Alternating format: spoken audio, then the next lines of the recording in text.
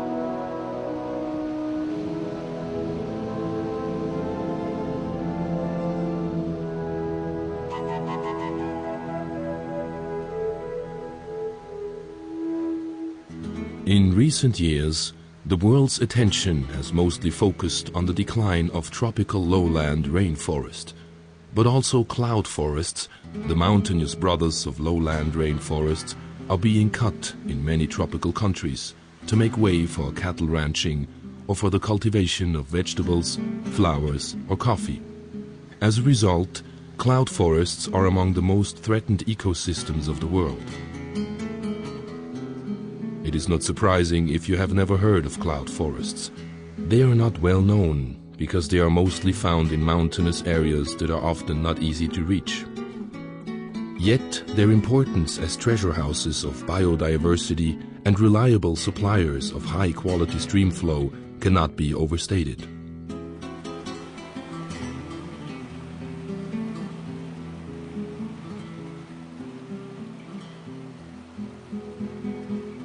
A cloud forest is a forest that is often covered in cloud or mist. They are found in coastal and mountainous tropical and subtropical regions all over the world. To find out more about cloud forests and the scientific research going on in these intriguing ecosystems, we traveled to Costa Rica in Central America. There, we met many different people, scientists and locals. For example, Lawrence Hamilton, a forest ecologist who knows uncountable stories about these special forests. We are here at the base of this wonderful old tree. It is a remnant of former cloud forest. All that is left of what once was a functioning ecosystem. Mountain cloud forests occur in the tropics at certain elevations throughout the world. They occur in inland situations at elevations ranging from 1,500 meters to 3,000 meters. They occur because of the persistence or frequency of bathing in clouds, or on summits and ridges where wind-blown cloud penetrates through the canopy and through the forest. Because of this bathing in clouds and wind movement, water is captured by the leaves, by the twigs, by the branches, and by the stems of these cloud forest trees. In addition, these cloud forest trees, because of the moisture situation, bear on their branches and stems plants called epiphytes that include orchids, bromeliads, liverworts, lichens, mosses, and these, in addition, are rakes which capture water from these horizontally moving atmospheric moist conditions. Unfortunately, they are disappearing fast. And with them go not only the plants, but a host of animals which are part of this forest ecosystem. There are wonderful species of amphibians, for instance, such as the possibly now extinct golden toad of Costa Rica, the endangered quetzal, the Andean spectacled bear, the mountain gorilla. These disappear also with the cloud forest, and we can ill afford to lose them.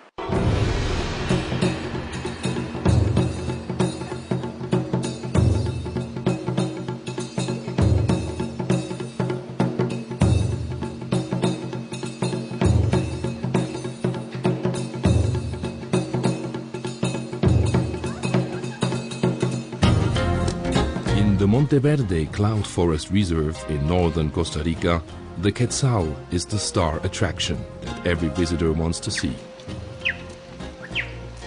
Rafael Elizondo Vargas guides tourists through the reserve and helps them to see birds and other animals.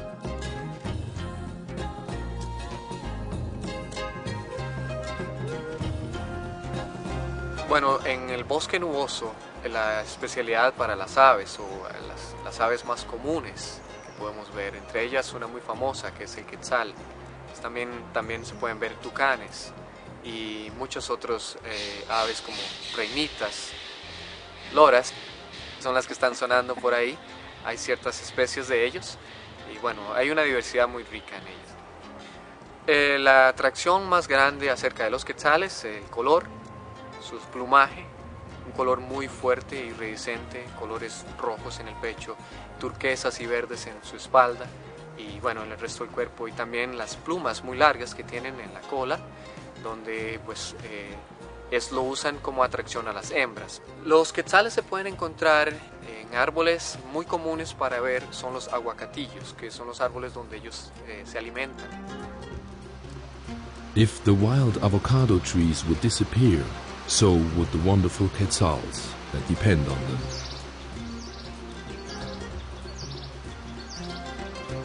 But how has such a special habitat evolved? Martin Capelle, a biologist who has specialized in cloud forest plants, explains the reasons for the high species richness of cloud forests in Central America. We are here in Costa Rica in the Cordillera Talamanca. It's about 2,900 meters. And this is an area where you have oak cloud forest, which is interesting because those oaks, they came from North America over the land bridge into this area. And there are lots of species that also came from the southern part of the continent, from South America. So you have a mixture of northern and southern temperate species, as well as a mixture with tropical elements. And this whole gamut of species together created an environment that could lead to new species, which locally evolved and are really what we call endemic. These cloud forests here are home to what we call a gene pool. There's enormous genetic variation, and we've got a plant here which is endemic for this region. And endemic means that this is a plant only found here locally, and it hasn't been found anywhere on Earth. So it's a very rare plant. It's endemic to this region.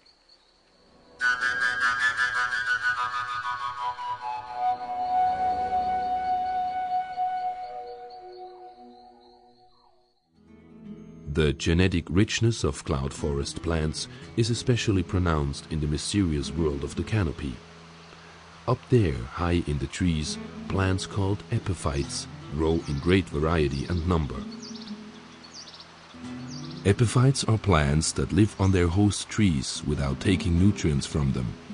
They nourish directly from the atmosphere, taking nutrients from the air, the rain and clouds that are blown in. Because of the high rainfall and the high frequency of fog, cloud forests are especially rich in these kinds of plants. Lars Köhler is an epiphyte specialist who explores cloud forest canopies. He gets climbing ropes up into the trees with a crossbow to get up there.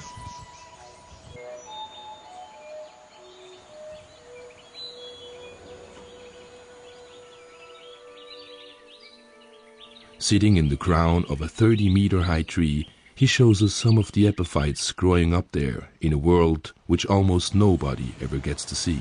Epiphytenreiche Nebelwälder spielen bei der Regulierung des Wasserkreislaufes eine wichtige Rolle. Sie funktionieren wie ein gewaltiger Schwamm, der die Niederschläge aufnimmt und sukzessive dann wieder abgibt. Es gibt zum Beispiel Gefäßpflanzen unter den Epiphyten wie diese Bromelie hier, die in ihren Phytothelmen, in diesen Trichtern, das Regenwasser speichern können und durch spezielle Aufnahmemechanismen, durch Saugschuppen, die sich hier im Innern befinden, die Nährstoffe aus diesem Wasser aufnehmen können. Andere Epiphyten, zum Beispiel diese Kryptogamen, Moose, nehmen Nährstoffe über die gesamte Oberfläche auf. Besonders Moose haben eine sehr hohe Wasserspeicherfähigkeit. Sie können also das Mehrfache ihres Trockengewichtes an Wasser aufnehmen und speichern und dann auch später wieder abgeben. Epiphyten unterscheiden sich dadurch von Schmarotzerpflanzen, dass sie dem Baum nicht direkt Nährstoffe entziehen. Also sie schaden ihm im Prinzip nicht direkt. Natürlich in Gebieten, wo sehr hohe Epiphytenmassen auftreten, kann es also auch dazu führen, dass Äste einfach abbrechen unter dem Gewicht der Epiphyten.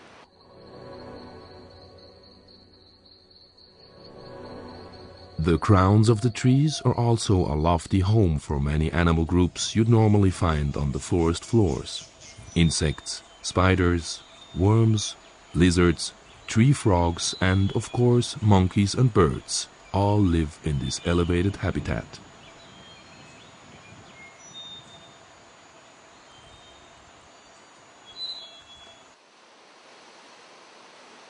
But not only the flora and fauna of cloud forests are unique. Also for the hydrologist investigating the water cycle, cloud forests present a major challenge.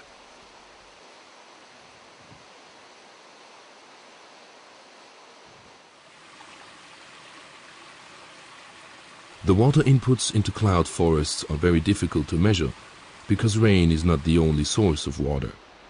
Cloud forests can also receive substantial volumes of water directly from passing fog and low cloud. Much of this water is absorbed by the numerous epiphytes which act as a sponge, holding the water and releasing it gradually, either by drip to the ground or by evaporation back into the atmosphere. Where there are wind-driven clouds or fog, barriers will capture water droplets. Nowhere is the capture function so pronounced, so efficient, as in all the myriad surfaces in a cloud forest ecosystem. The leaves, the twigs, the branches, the stem, and all of the epiphytes rake moisture from the atmosphere and add it to the water budget.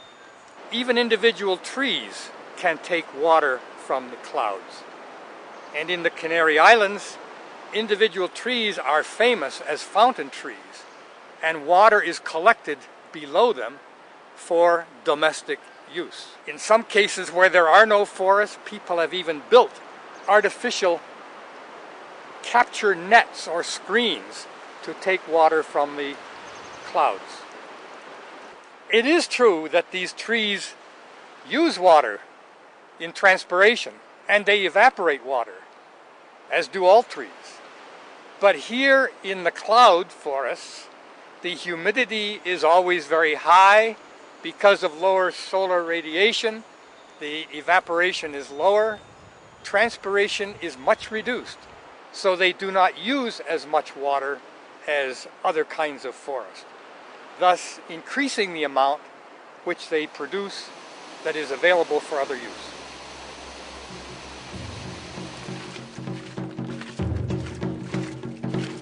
A pioneering research project near the Monteverde Cloud Forest Reserve tries to quantify this extra amount of stream flow from cloud forest areas. Led by the Free University of Amsterdam in the Netherlands and funded by the Forestry Research Program of the British Department for International Development, a team of scientists from 5 European countries is working together with Latin American colleagues to unravel the hydrological secrets of the cloud forest.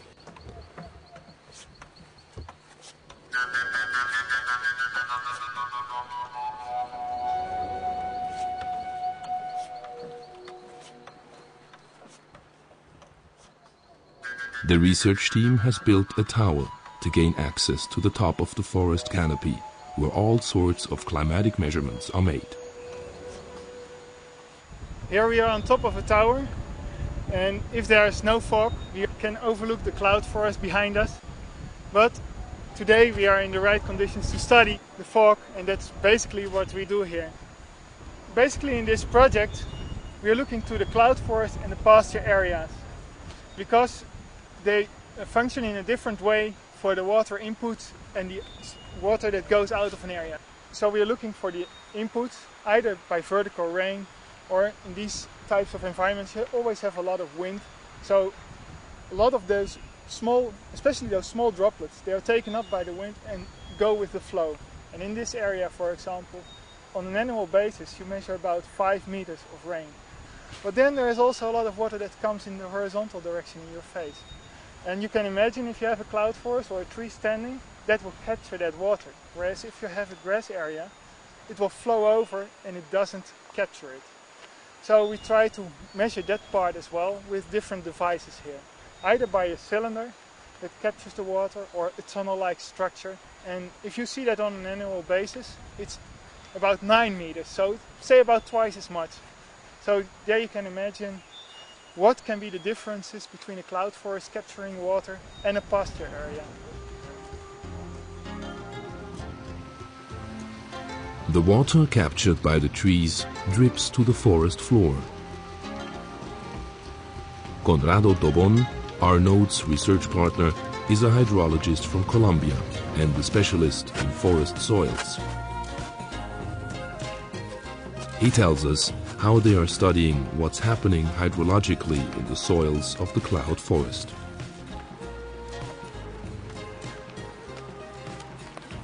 A large part of the tropical mountain cloud forest stand in volcanic soils.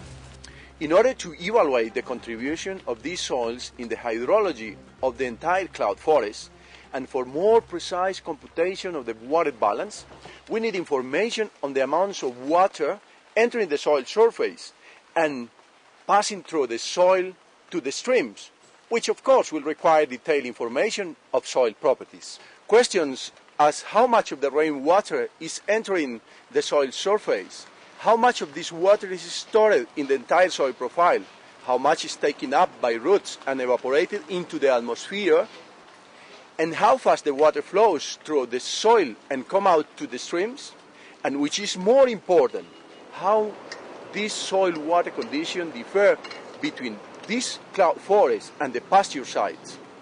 To answer these questions, we are studying the parameters involved in the water flow through the soil by characterizing the soil physical and hydraulic properties both in the field and in the laboratory. We also do continuous measurements of soil water content and tensions at different depths and sites within the mature forest and pasture, and excavate some soil pits to quantify the fine root distribution and rooting depth at the different sites. The field team takes continuous measurements of the volumes of water flowing out of cloud forest and pasture areas. They also measure the stream flow in bigger rivers which carry water from areas with a mixture of pasture and cloud forest, as this is the situation encountered most frequently in Central America. The first results suggest that overall amounts of water flowing from cloud forest catchments tend to be larger than those from pasture areas.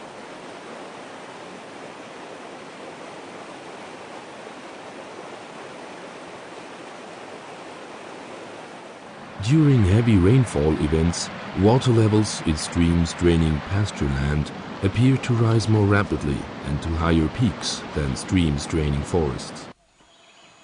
After longer periods without rain, pasture streams are more likely to dry out than cloud forest streams.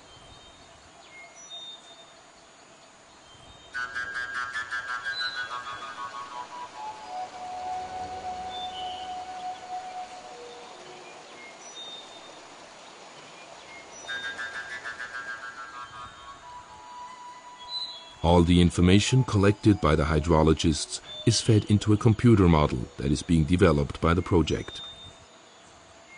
This model will enable people to predict the drop in stream flow for each change in cloud forest area, or the increase in flow after adding forest again to a grassland area. A gain in stream flow can be translated into a larger capacity to generate electricity through hydropower, or more irrigation water being available for the lowlands.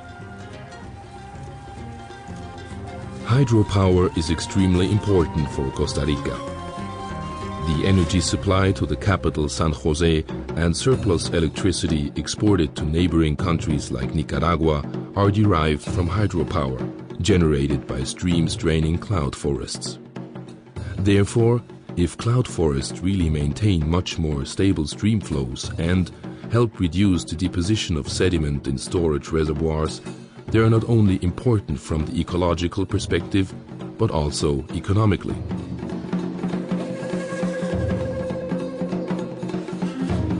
Cloud forests are not only in danger of being cut. Forces from outside the forests, like air pollution or climate change, put an additional pressure on these vulnerable ecosystems.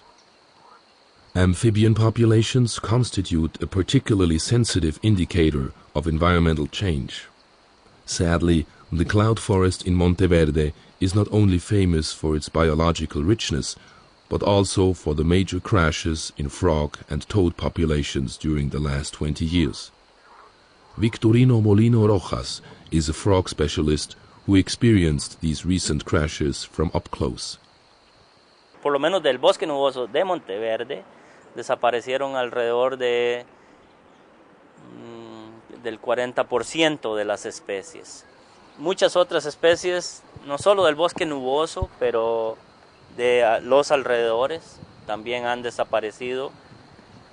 Principalmente hay factores como virus, bacterias, hongos, cambio de clima. Y hay otras cosas, pero no se han estudiado profundamente para saber. Contaminación, químicos en el aire, y herbicidas, pesticidas, todo esto. Entonces, esos son tal vez los principales factores, por lo menos del bosque nuboso. Mr. Rojas mentioned that climate change may be a possible reason for the huge crashes in the amphibian population at Monteverde. It has been observed that droughts occurring during periods when ocean surface temperatures were higher than normal coincided with the population crashes. Naturally, animals and plants which are finely adapted to almost permanent foggy and thus humid conditions are likely to get into trouble when the fog becomes less frequent or less dense, and this is precisely what seems to have happened in the cloud forests on the drier Pacific side of the mountains in the Monteverde area. The lesson that may be learned from the decline in frog populations is that montane cloud forests are not isolated ecosystems, but linked to their far surroundings by lateral flows of energy and moisture. To conserve cloud forests, therefore, it may no longer be enough to only protect patches of forest high up in the mountains themselves. A much broader approach is required, extending way beyond the borders of the area that is to be protected.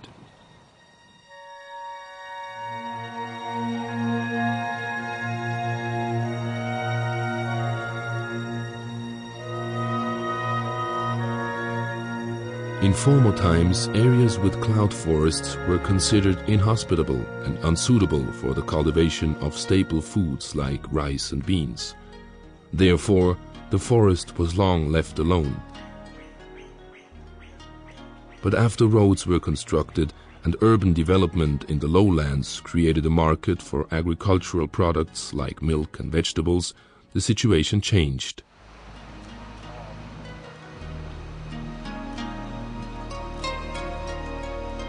Martin Capelle tells us about the settlement process in the Talamanca range.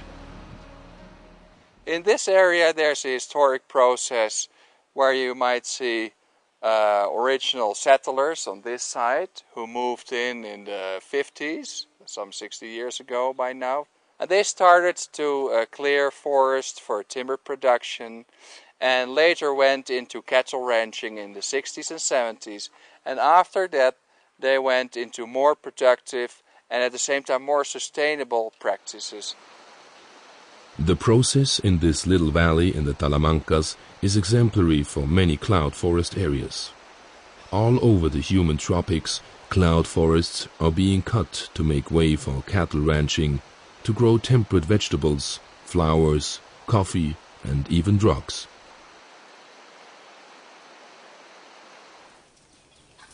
Delsa Espinosa is a farmer in Monteverde. When she was a young woman, her family bought a patch of cloud forest. She helped to cut the forest in order to be able to feed the cattle of her family.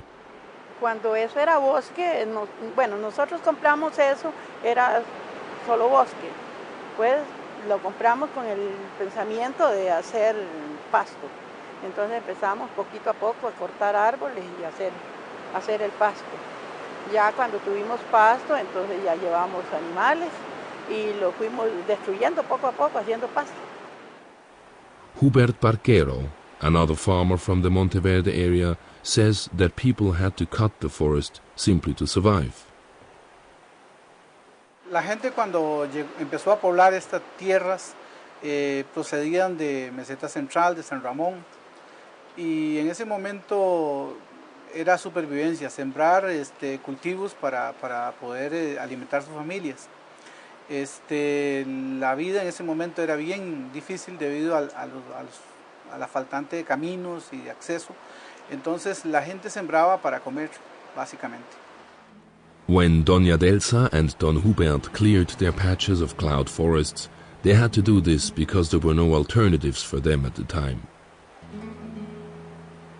Fortunately, times have changed dramatically in Costa Rica. The destruction of cloud forest and thus of the habitat of rare animals has come to a halt.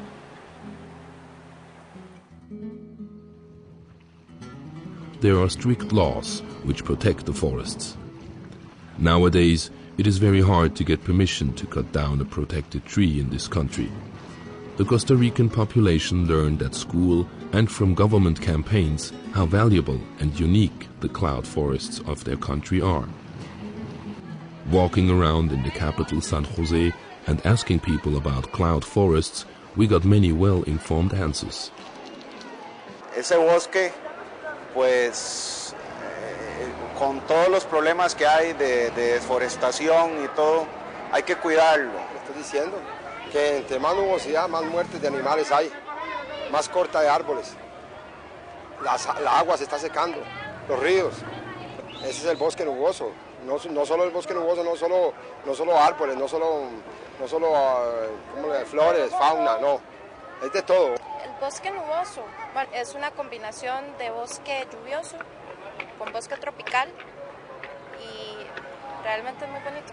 Todo lo que es la naturaleza, las aves, las plantas, que no haya destrucción de árboles, porque sin los árboles el oxígeno... Y el bosque nuboso es algo relajante, muy bonito, mantiene la naturaleza bastante verde y le da un sentido bonito. Es muy pocos los lugares donde se puede conseguir un bosque nuboso.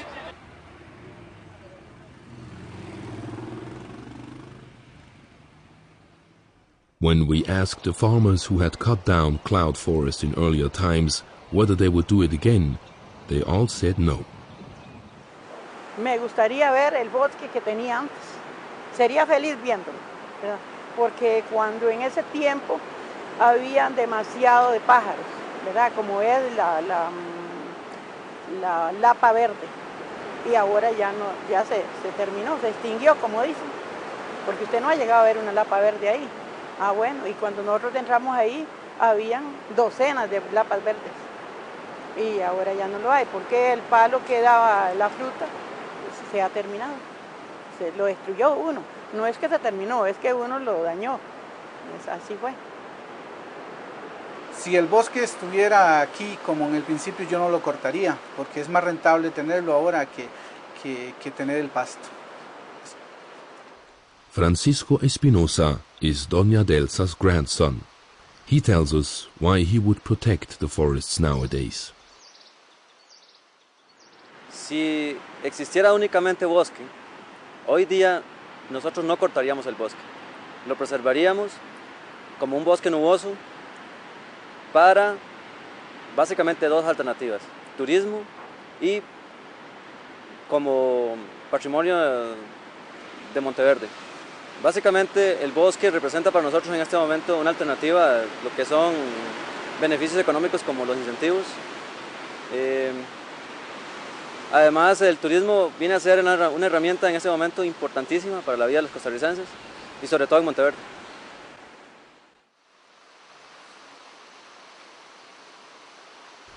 The incentives Don Francisco mentions are payments for environmental services. The Costa Rican government launched a program in which money from fuel taxes and private companies is distributed to farmers and landowners which do not cut down their forest. Jorge Rodríguez is the director of the project. Bueno, el programa de pago de servicios ambientales en Costa Rica nace en 1996 con la ley forestal de ese entonces. La intención es pagarle a los dueños de fincas por los servicios ambientales que los bosques y las plantaciones dan a la sociedad costarricense. Son generalmente pequeños y medianos productores. El ingreso que ellos reciben por este concepto, si bien es cierto, para muchos pequeños productores no es suficiente para atender su familia y atender los compromisos que el contrato estipula, sí es uno de los más importantes ingresos que tienen.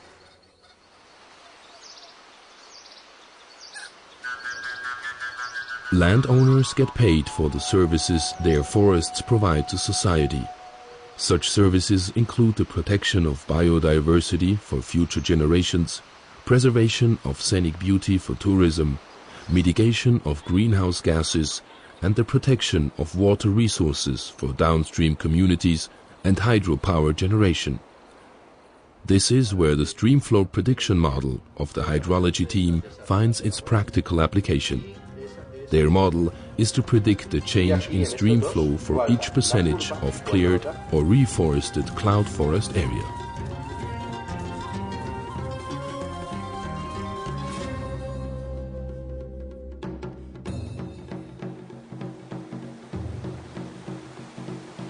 Economists in a related project are working on a translation of this change of stream flow into economic terms. They are calculating how much money should be paid to a landowner per cubic meter of water emanating from his forest. This knowledge will be passed on to the Costa Rican government, who may then decide whether the currently used environmental payment scheme needs to be adjusted. Needless to say, it is very important that farmers are given fair compensation when they no longer have an income from raising cattle. Also, Don Francisco told us how much he appreciates these payments. Los incentivos vienen a ser una fuente de energía, de dinero que nos ayuda a preservar el bosque, las aguas y no nos dejaría, digamos, o nos ayuda a conservarlo sin necesidad de talarlo.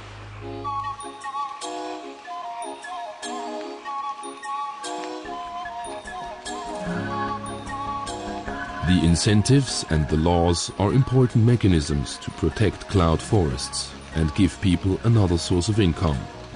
However, probably the most powerful instrument for cloud forest protection in Costa Rica is the huge income from ecotourism. Many Costa Ricans depend nowadays on intact cloud forests. The forests attract tourists who, in turn, bring lots of money to those rather marginal regions.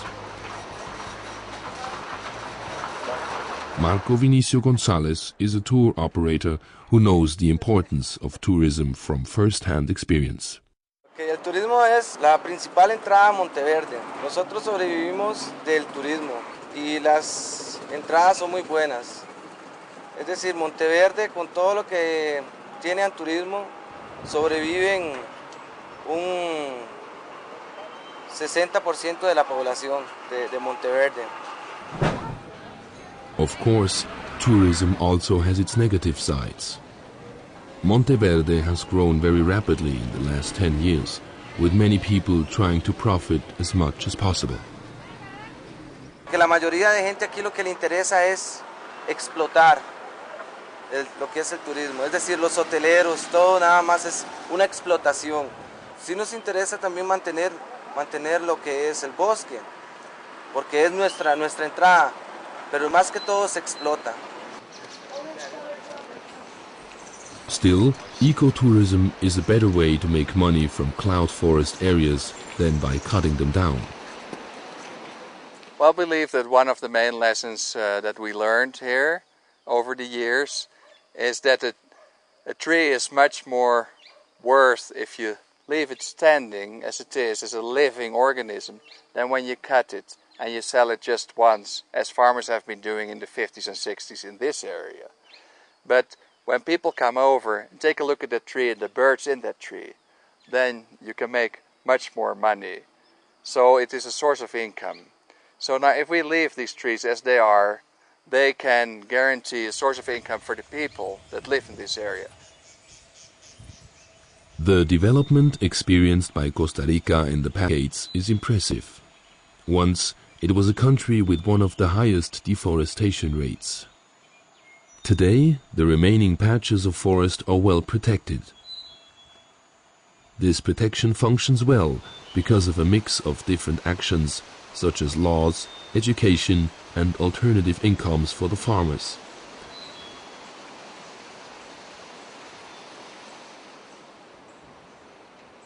Such a development was possible because of a stable government, wealth, and economic aid from the international community. There are other countries which still have large areas of intact cloud forest.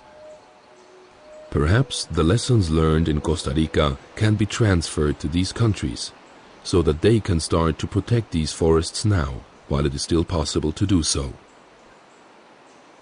Lawrence Hamilton reminds us very clearly that cloud forests need better protection in other areas. With less than 2.5% of the world's tropical forests consisting of cloud forests, it is important that we slow the rate of loss and degradation. They contain many rare and threatened species, and we need to safeguard these treasure houses of biological diversity as part of the world's history, its evolutionary process, and because of the existence right of these species.